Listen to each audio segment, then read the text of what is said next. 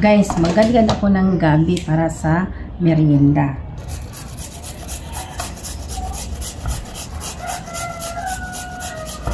So, madali yan ang paggadgad ko nito at medyo tanghali na. Tinanghali kami ng bangon dahil sa tulog man kami kagabi. Palakas ng hangin.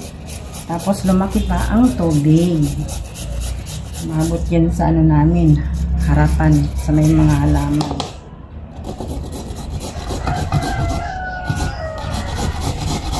Medyo madulas pala ito.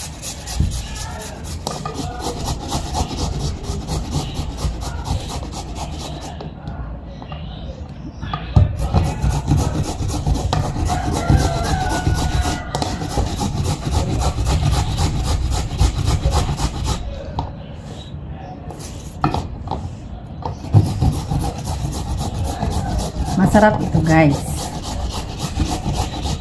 Ito na guys, yung gabi nga ginadgat ko at pinirito. Luto na siya. Ayan oh. Nilagyan ko ito ng konting asukal. So, i-partner ko to siya sa kape. Kain tayo.